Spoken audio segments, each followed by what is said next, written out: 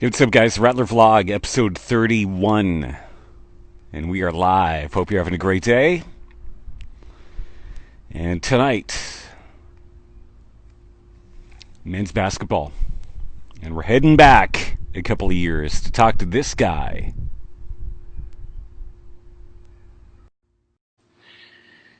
Number 10, Ryan Cunningham.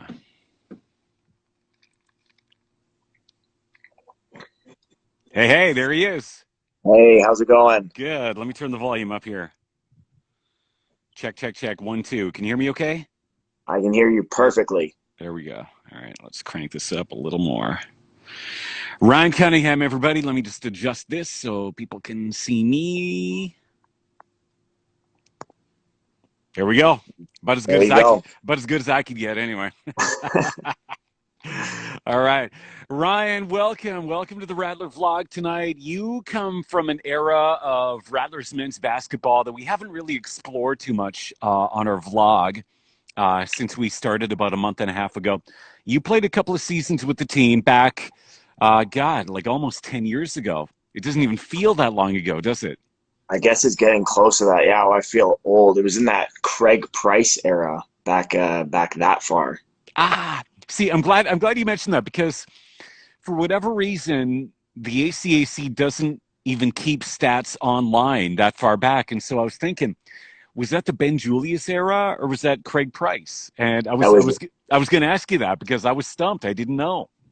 yeah, no, my first season was actually Craig Price's first season as the coach there too. Okay. And who are some of the key components of the team at that time then? Give us some names that might really trigger even more memories. Oh man, okay, we're gonna go back in the day. So some of my teammates were my first year were like Jordan Frey. We had Kier Monharaj. We had Abdi Saeed. Oh, Will Beard. Um, oh yeah, it goes way back, and then a bunch of local Medicine Hat guys that year too, like Tyler Withrow, and I played with um, oh, who else? Mike Farian. There's Mike Farian was my years too. Then we had some Ontario guys, some Mike Cuddy and Antonio Holmes from the States. We had those Wow. guys on my team too. So that far back. And so it was around that time where who were some of the powerhouse teams? Probably like Olds and Red Deer were kind of the big two then at that point, right? Yeah, Olds was on its way up. It was definitely Red Deer, though. It was Red Deer won the conference, I think, both years I was there. And I remember losing them in playoffs my second year there, first round. That's right, because I think they won championship both times, both years Yeah. there, right? So yeah. All right. They were the So national runner-up one year. I remember that for sure. okay. All right. So once again, we got Ryan Cunningham here. Ryan, checking out your Instagram. You've had what seems like a reasonably eventful past couple of months. While a lot of us have had plenty of time to sit and ponder our thoughts and and all that stuff. You've had a few things going on. Your studies, and it looks like you at least fostered or adopted a puppy for a little bit there. Am I breaking up? Nope. No, I Okay. still got you right here. All right. Like I said, I think you did your studies, and it looks like you fostered a puppy for a little bit there as well. Talk a little bit about that. I did. Me and my roommates once quarantine kind of started realized how bored we were with just schoolwork. So we decided to, with ARCS, foster a puppy who was just an angel. She was the cutest little thing, and we were supposed to have her for 3 weeks. And after 8 days, they told us that adoption rates were through the roof. So she was adopted already. We honestly didn't even get a chance, and I was well on my way to adopting her. She was awesome. You hardly knew her, and she had to leave so quickly. Hey. I barely got a third of the time I was promised with her. Yeah. So yeah, I feel unfulfilled with that. But I hear she's very happy at her forever home somewhere in BC. Good for you, because you've actually spent a lot of time caring for animals, have you not? No, that was actually my first time fostering. Okay. It was my roommate that initially got us involved with it. But honestly, hats off to anyone who does that because that saying goodbye to her was one of the hardest things. So I don't know if I can do it again. I think I might have to wait till I can adopt a puppy. I bet. Did I see on your Instagram though that you actually worked at least a portion of time in a zoo though? Oh yeah, wow, we dove back. Yet my first job ever actually was at the zoo.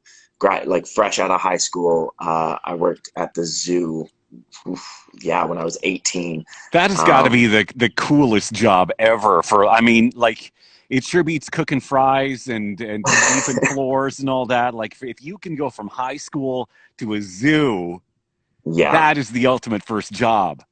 yeah, no, I didn't have a lot to. I had some days to complain about when I had to do some not really nice tasks around the do, but a lot of the time it was helping out with whatever needed um, needed work on that day, whether it was zookeepers or zoo lights was a big thing. Sometimes I was in catering. I kind of just bounced around departments and tried to work as much as I could. Did you ever actually kind of have a little bit of time in, like an up close experience with any of the exotic animals that a regular zoo goer would never have a chance to experience? Yeah, yeah. We had a program when I was working, but I think they cut it where you got to bathe the elephants. That's And awesome. I remember a couple times getting to that where the elephants would get all wet, lie down on their back, and you come with a big steel brush and give them a good scrub because their skin is so thick that they need a good scrub to get the dead skin off. So I think some people might have had a chance to do that, but not a ton. And I had to do it kind of regularly, so it actually became a little boring. Believe it or not, bathing an elephant became boring at some point. And the thing is, a very cool experience because now, I mean, the era of being able to see elephants in the zoo pretty much done. Yeah, And for any young kids these days, I mean, you and me and a lot of us growing up, well, I mean, every year we'd go to the circus, we'd see elephants there, and it really got to be no big deal. But for kids these days, I mean, it's just going to be in books basically, or if you're yeah. lucky enough to go to a reserve in Florida or wherever, I mean, then you might be able to. But I mean, what a cool experience that you'll be able to look back on and tell your kids and grandkids about. Yeah, absolutely. And one of my other favorite ones was feeding the giraffes, just because you just hold it up as high as you can. They bend all the way down. Their tongue literally wraps around your hand and sucks the carrot out, and they're like purple. It's kind of uneasy when you see it for the first time. That is crazy. That's was it. Were there any what was the cutest animal baby that arrived while you were there? I was there when a baby gorilla got born, and I saw that pretty close and pretty when it was very young, and that I think takes the cake. It was adorable, just bouncing around the cage. Yeah, I'd say baby gorilla. That's pretty incredible. Plus, you've had a chance to do a fair amount of travel. I think what was it? It was around last year at this time, Morocco. I guess Yeah, spring, right? yeah, yeah. That would have been last May. I flew over and did Morocco with my sister. Actually, my sister was doing a year abroad in Spain, so I met her in Spain, and then we flew to Morocco together. Um, Help me out here. Casablanca, is that Morocco? That is Morocco. I Wow. actually didn't go to Casablanca. It wasn't. It was kind of out of the way, and I've read on the internet that it wasn't the greatest tourist city to go to, so I actually avoided that city. Really? That's interesting. I Yeah. mean, based on Hollywood and, the silver screen and whatnot, I mean, we have an image of Casablanca, and I certainly wouldn't expect it to be a dangerous or unsavory place at all, really. What No, else? Sorry, continue. yeah, I would have thought that too, but everywhere I read that just raved about some other cities in Morocco over Casablanca. So me and my sister decided to go more south. So we went into like Fez, which was a really cool city, and Fez is the closest big city to where you can get to the Sahara Desert, Ah, and okay. that was a big thing for us. We wanted to go see the Sahara Desert. So when you're in Fez, do you buy a Fez? I did not. No? I got swindled by a pashmina salesman. That's the guy who got me on a big scarf. I don't know why I bought one because it was like 35 degrees out during the day. So scarf was the last thing you needed. All right. So we have Morocco. We have a little bit of Spain, Hong Kong. Yep. that was a while ago too. That was on one of my, I think the first big trip I did. I ended up taking 2 years off in between high school and coming to the college, Hmm. where I traveled for a full year, and then made some money to pay off a little bit of traveling debt, and then it was down to Medicine Hat. Yeah. So, having been to Hong Kong, seeing it a lot in the news here over the past 8 months or so, especially. Hmm. How does that feel for you? Just seeing all that the Hong Kong people are going through these days, literally risking their lives to demonstrate and to stand up for what they feel, what we feel is right. Um, that must take on a whole different meaning for you, actually having been to some of these places that you're seeing on TV.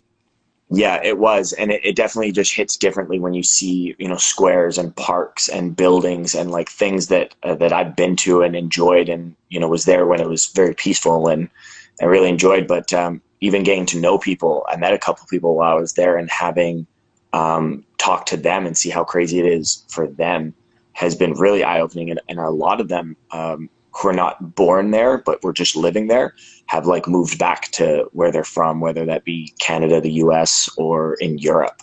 So it's really scary to hear that it's scary enough that people are uprooting their lives from Hong Kong to move elsewhere because they don't feel safe. Hmm. Where's your next adventure? I mean, here we are, air travel. By the way, have you had a chance to do any air travel at all since everything changed? I did. I took a little flight from Edmonton to Vancouver, because I'm actually out on Vancouver Island right now. My parents moved out here about 3 years ago, so I'm just out here visiting them. But that's the only flight I've taken since COVID happened, and it was pretty good. There was a lot of distance. They did things a lot slower, like boarding the plane. Everyone had masks. And no, I did it when they weren't selling the middle seat. So you were either on the window or the aisle. So Hmm. a pretty good distance, Yeah, at least as good as they could do on a plane. exactly. So where is the next adventure? Fingers crossed if things kind of get somewhat back to normal in the next few months, Um, where do you have your eye on the map? if I had to give you, I was actually going to go to the Philippines this summer, before COVID happened. That was my plan, is to go on a surf island hopping trip in the Philippines. But seems like that's not going to be an option soon. And unfortunately for me, school starts again in September. Hmm. But I think I've always had this idea, and we were talking about elephants, was to go to more continental Africa once I'm done school and can treat myself to a longer trip. Good for you. Once again, we've got Ryan Cunningham joining us right now. He's well, apparently on Vancouver Island there, Hmm.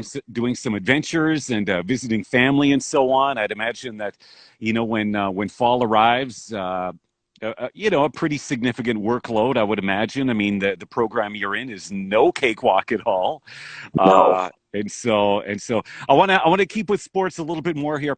Um, Today, the big news in sports was the new NHL team was announced. Hmm. Have you had Yep. a chance to see the logo and the color scheme? And I mean, being big into sports like that, I'm sure you have some opinions on the Seattle Kraken. Yep. I saw it on the news today, and loved it. I think it's perfect. I think the name is like very original. I've never heard of a team being called the Kraken or anything like that, but I think it's very like on brand for Seattle. And I love the S. I love the tentacle that makes the S. I think it's very cool. And the thing is, they could have really went wild with the look, with the jersey and have tentacles wrapped around, whatever. Hmm. But it looks like they kind of kept a traditional hockey feel, despite the fact that it's a color scheme that we haven't seen yet. Yeah, definitely, definitely. I love the color scheme. I loved yeah, how it was new, but not still had some roots in a classical hockey jersey. Exactly. You a baseball fan as well? I am. I'm a sports fan. I watch it all, and I've been really feeling it. I've been watching YouTube highlights of the decade to get my fix lately. What? I mean, okay, so I think I think the NHL thing should go well. I think the plan seems relatively safe there. Hmm. NBA, I mean, as long as the bubble remains intact, I guess. I mean, that should work. Yeah. But do you think that with Major League Baseball players traveling across the country for 30 road games, uh, are you hopeful? Are you confident? What's your take on what's going to be happening with Major League Baseball? Because that's the biggest risk of all, I think. Yeah, I'd have to agree. I think baseball is an interesting sport because, like I feel like there's little bubbles even within, the pitcher and the catcher are kind of in a bubble and the balls get switched out so frequently that hopefully that reduces it. But I feel like the plan could work if absolutely nothing goes wrong. But if Hmm. like one thing goes wrong, I mean, I was watching today, I think someone on the Nationals tested positive. And so he's quarantined for 14 days and they tested everyone in contact with him, but they won't have the tests back for a couple days and they're playing right now. Well, and I mean, you think of you know the bullpen, for example. If a couple of pitchers get it, a Hmm. couple of relievers, all of a sudden you have got a situation where a team is really behind the eight ball really quickly in a sport like baseball, like you say, where there's little mini bubbles within the bubble, So, Yeah. God, I hope so. And I haven't heard. I still don't think the Blue Jays have a home stadium yet. Yeah, no, I think they're still trying. I haven't heard any updates from that, but yeah, that's going to be interesting how they're going to get around that. What is the coolest sporting event that you've ever seen live in person? Um, oof, I would have to be, it would have been about 20, I want to say 2016 or 2017 when the Golden State Warriors had their historic season where they set the record for most wins in the regular season. Yeah. They were 24 and 0, and they were playing Milwaukee. And I had a friend who somehow acquired tickets to that game, so I flew down to Milwaukee, and that was their first loss of the season. So I flew all the way down there as a Golden State fan to see my team's first loss of the season. That's a pretty cool trip. Very cool. But yeah, it was cool to see Steph Curry play in the year he won the MVP, Hmm. and then also watch Giannis play in that game where he had a triple double and would go on to win the MVP. Was that your first NBA game? That was my second NBA Second. game, but that was my favorite by far. So, as a college basketball player during that time, I think around that time you would have been playing for Mount Royal, right? Yeah, I would have What been at Mount Royal. I'm sure you are soaking up so much just watching the way they carry themselves, some of the players' rituals and things that they do, and you just think, you know what? That totally can help me in my style. Oh Did you yeah, find that? I just found that just watching even how they warmed up. I remember getting to the game early. I'm a very big Steph Curry fan, so I wanted to get there early and watch him warm up. And I think I still have a video somewhere of it, but I watched him for like 2 or 3 minutes in warm-ups before anyone else was really on the court and everyone's just shooting around. And he made like 15 out of the 16 shots he took. And they And were not easy, wide open warm-up shots. They were him like running around, shooting fadeaway threes, banks, from weird angles, and he just didn't miss. and his routine is so weird. He'll take a few shots from the tunnel. It's Yeah, all kinds of weird stuff, hey? yeah, and you just kind of saw that there's like there's a whole nother level to this game that I haven't even like Yeah. looked at yet. Where those weren't like it was so automatic, and then everyone is so long and good at defense. Then you see like Steph Curry in warmups shoots like 97%, but he only shoots 40% in the game.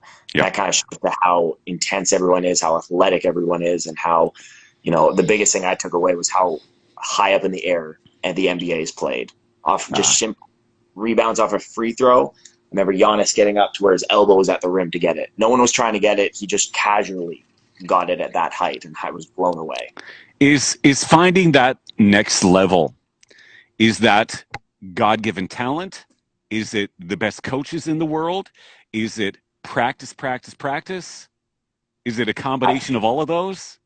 I think it's a combination of all of those, but not in equal amounts. I think you have to love it. Like you look at all those guys like, Kobe Bryant and everyone, they were up at 5 a.m. every day doing the sport that they loved. And, I think we've had examples of the new age. So like the Giannis and, Harden and Durant and all these, new age guys, but they just say like how much they play. And every trainer they've ever had always just says, they work harder than everyone else. Yeah. But at the same time, for Kevin Durant being 7 foot and being able to freeze, like that's just God given. So I think you need a bit of both, but without that work ethic, it doesn't matter. That's like an integral part. Ryan Cunningham joining us on the Rattler vlog tonight. So this season, or this end of season in the NBA, the players have a choice, either their name or a slogan on the back of their jersey. What would you pick if you were an NBA player? If I was an NBA player, it would have to be. And if you say slogan, you got to tell me what slogan you'd put. That's a great question. Honestly, I think I'd have to just keep it very simple and what's going on in the world. And I just say I'd have Black Lives Matter on the back of my jersey. Okay, good for you. Because I thought, well, I was wondering what you'd say, because you have a tattoo, I think, that says something about what's next, or like what does the tattoo say? Yeah, I have a tattoo on my ribs that says "Where to next." Where to next? What does that? What's that slogan mean to you? What is that about? It has many meanings. I got it over a compass initially, just because I do have a love for traveling and seeing the world and gaining different perspectives on just how everything works. Yep. But then I also like to kind of think it in life and always just be thinking of the next step. I mean, I've been pretty blessed to do some really cool things, play on basketball teams, go on trips, but to always just look forward and have that ambition of, what is the next step? Like this is great right now, but you're always looking forward for what's next. Does that mean you're the kind of person that's never really happy? You're never really comfortable? You're never really content? I would say yes. I would say I'd set myself, goals, like very manageable goals. And when I get there, I probably don't take enough time to appreciate how much work it took for me to get there. And I'm just like, well, this is the mountaintop. Better keep climbing. There's got to be another mountain somewhere. Where is it? Yeah, I'm not best at resting. So quarantine definitely threw me for a loop there. All right. So, Ryan, you're currently working towards your master's in physiotherapy at the U of A. Probably not an easy program to get into. How are you finding that workload? How are you finding the overall academic journey? I mean, it feels like you've been doing this for a long time now, and the end is kind of almost in sight, really, isn't it? Yeah, you're right. It has been a long time of being a student, and especially a post-secondary student. But I love the program. I remember even from the days at Medicine Hat, I was in the kinesiology university transfer program because I knew I wanted a kines degree, because I knew that the next step after that was physio. Mm-hmm. So I've been a bit odd that I've been saying physio for multiple years. So to get in was great. It felt great. And then the workload, I'd say, is similar to your undergrad, but on steroids. Like every lecture, I just find every lecture is a dense 70 PowerPoint slide lecture where the prof just goes fast and you have to be there. There's no real fluff material. Like everything that is said in lecture, you will need to know and you will get tested. Mm-hmm. And then with physio being such hands-on, we have the great joy of having practical exams. So instead of just sitting there sweating over multiple choice, we get fake patients, or sometimes like older students, to pretend to have a shoulder injury, and then we have to go through the whole process right then and there in real time, like we would with a patient. And for someone who just learned, let's say, the shoulder, it's pretty nerve-wracking sometimes. Well, I mean, the shoulder is one of the most complex regions of the body, really, isn't it? I mean, there's all kinds of things going on there at any given time, right? Yeah. So it's been tough. I do love the content though, but as you said, I'm getting pretty tired of being a student. So the light is at the end of the tunnel. A year left. I'm almost there. Let's get some of the money rolling in, right? I mean, because the government's eventually gonna stop giving it to me. So you are a three-time academic All Canadian, not to brag or anything like that. Do you find that as a student, academic success was something natural for you, or are you the type that it was just a constant struggle to stay focused, to stay determined? Like some people can make it look so. Some people can make it look so easy, so natural. Others, Mhm. focus, focus, focus. Yeah. What type of No, student are you? I was definitely a had to focus type student. If you went back far enough, and I don't know if they have the records anymore, to my high school grades, they were not good. I didn't like school. I didn't like studying. I didn't like, social and English and the things they make you take. So that when I got to university and everything just got kicked up a notch, I had to even probably my first semester at Medicine Hat is probably my worst academic semester just because I was getting back into things. The workload is so much higher. It's so much self-directed. You have to study on your own. So I had to put a lot of hours into that. That was a lot of late nights in the library. Some of my med hat friends who may be watching this can attest to staying in the library or school with me till like 3 or 4 in the morning a few times. Wow. Good for you, though. That's so good. That's so exciting.